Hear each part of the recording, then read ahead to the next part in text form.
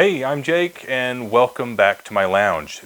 This episode, we're going to dive right into my home stereo tour, how I listen to my records. Now, before you stop watching, this is not my home stereo. This is one of 3 record players that I have in the house, and this is how we started, how we figured out that, yeah, we do like records, and we're going to continue into the hobby. So, but I wanted to start with this one. So for people that want to get back in, I don't think this is a bad way to go. It's cheap, and you're going to get what you pay for. So, and hopefully, when we get to the end of this video, that doesn't come back to bite me. But anyways, on this unit. So this isn't the first unit that we had. This is the second one. The first one, we wore out the tone arm on that, and it just couldn't play records anymore. I don't know how long that took. It didn't seem like it was a really long time. And even before that wore out, I went ahead and bought a quality turntable, which we're going to go check out here in just a second. But anyways, these are called all-in-ones because they try and bundle in a few different technologies into one compact box. This has an old-style radio, knobs and dials. My kids would have no idea what that's even used for. It's got a CD player. It's the only CD player that we have in the home. Practically never use it. And I do believe this is Bluetooth capable, which I've also never used. Really, the whole idea was a compact, even portable record player. I actually did take this on a trip with us once. It's portable, but that doesn't mean it's convenient. So, as far as the platter and tone arm assembly, it's all one piece. It's just pure plastic, very cheap construction.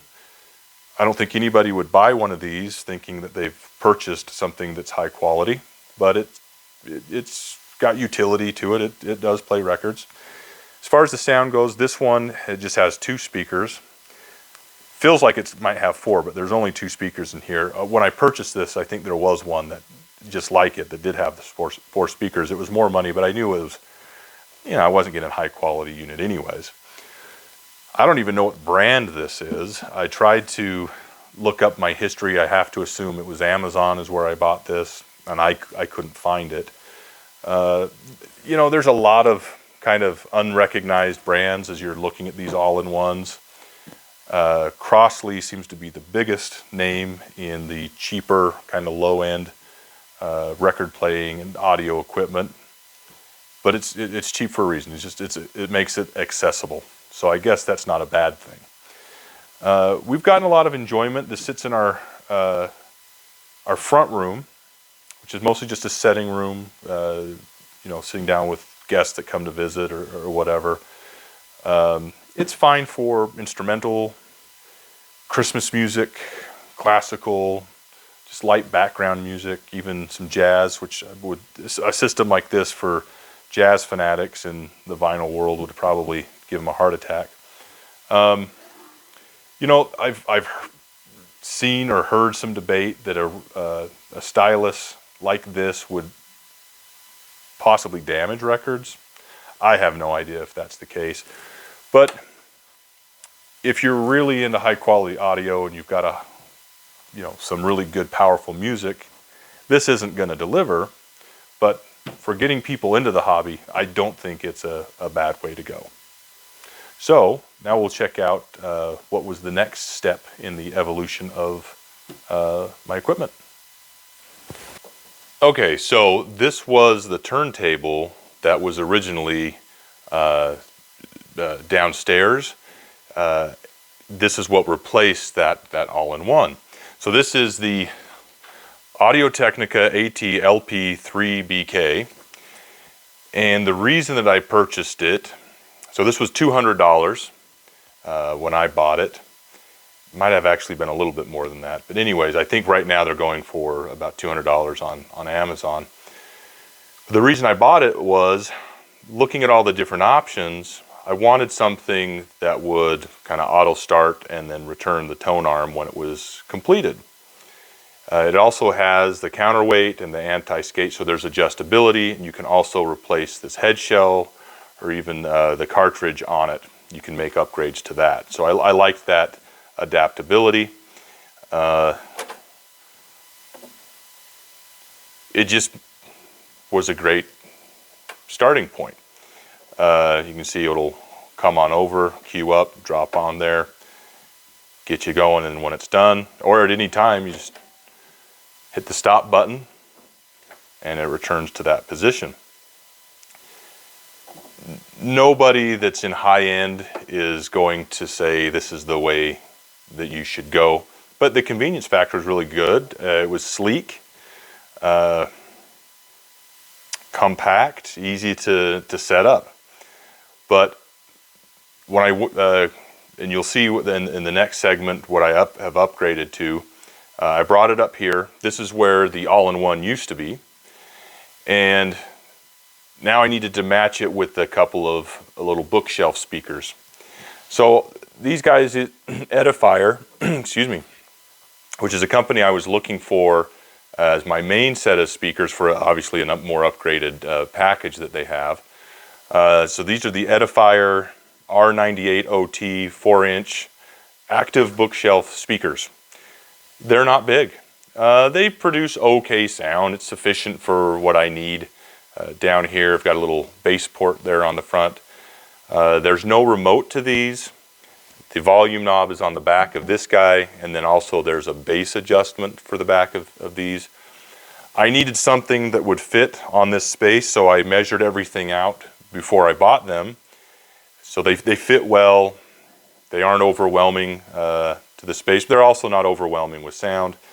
But I didn't want anything that was also too powerful that was going to interfere with the performance of the turntable. And so far, in fact, I've got a Beastie Boys album on here. So far, it hasn't caused it to skip once, but they're just not too powerful either. So it's convenient. It works. My wife will put her records on here. We like to listen to classical music on Sundays. It does fine for that. But yeah, you're not blowing the windows out with this system. It's just okay, but enjoyable enough. So this is where this has landed. I think this is a great little starter pack, honestly, and I've recommended this to friends to skip over the all-in-one setup as a good starting point. Because I want to say these were, God, these speakers, they were cheap, $60. And I read the reviews on them, and they were a little bit mixed, but understanding you're spending $60, I think they exceed the value proposition for $60. The speakers I'm about to show you that I have downstairs, what was competing with them was the Edifier S1000 MK2 audiophile. Really good looking speaker, tremendous reviews. But they didn't quite make the cut for what I'm about to show you next. So I've learned making a YouTube channel, or trying to make a YouTube channel, it's kind of a pain in the butt. I've already recorded this particular segment 3 times, and we've run into some audio issues, and here we go again. But we've made some adjustments, and it's going to work this time. All right, so anyways, the turntable I was just showing you upstairs was down here for a couple of years. And there were a couple of records I started to play that I just couldn't get really any volume out of. And then if I did turn up the volume, I was getting this nasty hum, and it was just overriding the whole sound system, and it was really irritating. So my brother-in-law, Chris, had a spare AT-LP 120, and he said, take it with you and see what you think about it. And instantly, my sound system was better. So I said, well, I've got to get me one of these. This was just a couple months ago. Problem is, if you've been shopping for a lot of audio equipment, in particular Audio-Technica, they're back ordered, and the supply chains have been disrupted severely. So I couldn't get a 120, then I found out about this turntable that I've got. So this is the Audio-Technica ATLP XP. So I believe this is kind of the new generation after replacing the 120. They still make the 120. This is a DJ table. I'm not a DJ, so there are some functions that I have very little use for. But so a couple things over here. You've got various speeds. You've got your 33, your 45, and your 78. So if you're just at the 33 and you've got this strobe light here, it probably shows up better on the camera. But you can see the speed that you're moving at. Then you go to a 45, picks it up, and then you go to a 78. I don't think I've even seen a 78 record yet. Got a couple 45s. Most everything I have is a 33 RPM. It's got a stylus light, being, I would suppose, for DJs. Playing in the dark, you need to see where you're gonna put that tone arm down. It's kind of nice colors to see. We turn down the lights down here. I'd noticed somebody else had complained that with, this is about a $430 turntable, something like that, and it came with a really cheap felt mat. This actually, this heavy duty mat, rubber mat, came from the one upstairs. So I put it on this one. You've got, you know, the speed adjustments that you can play with, obviously a feature that would be enjoyed by DJs. The kids like it. You can go in reverse. I really don't have any need for it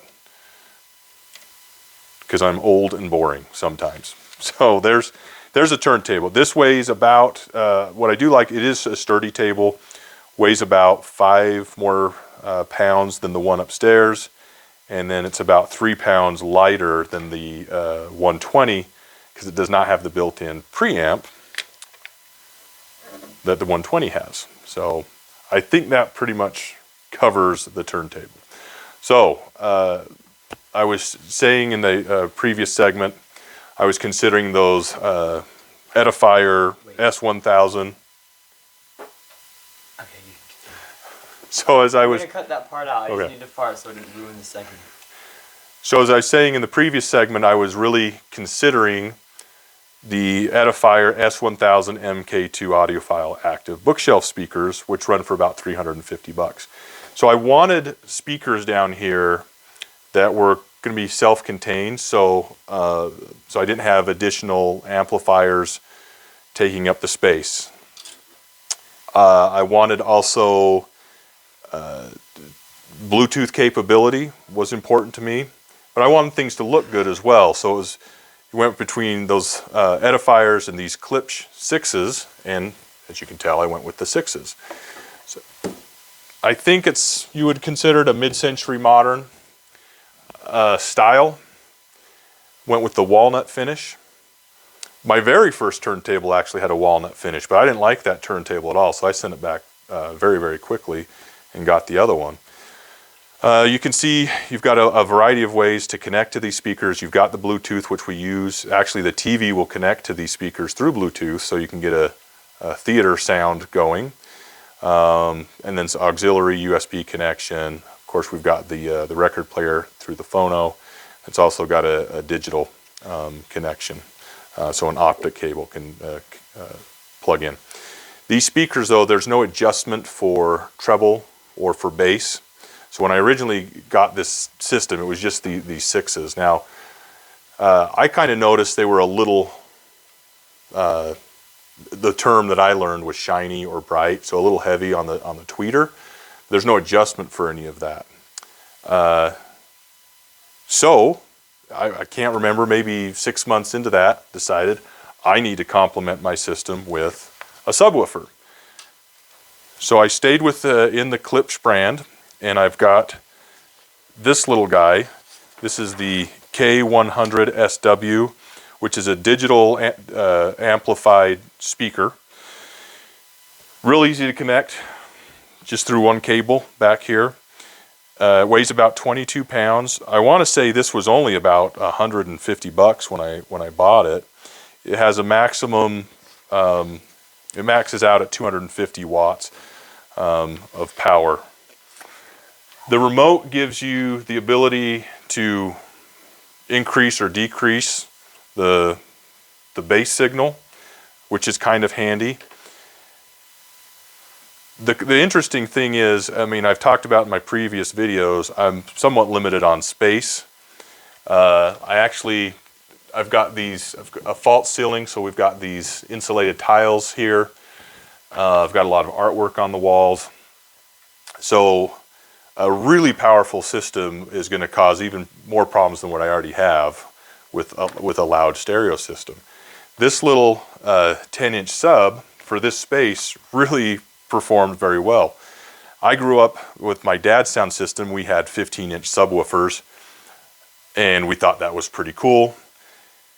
I would love to put this one 10-inch subwoofer up against those two 15s, and I'd be willing to bet this guy would outperform those.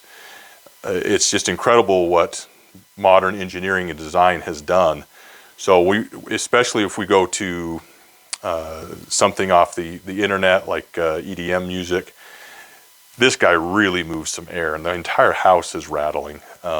So this is the current stage of my sound system. I do have plans in the future to go with some tower speakers, but quite frankly, I'm a little nervous for the space that I have down here that might be a little bit overwhelming. So I'm getting a lot of enjoyment. I'm satisfied with what I've got right now. So that's my home stereo tour, and let me know what systems you guys have, and that's it.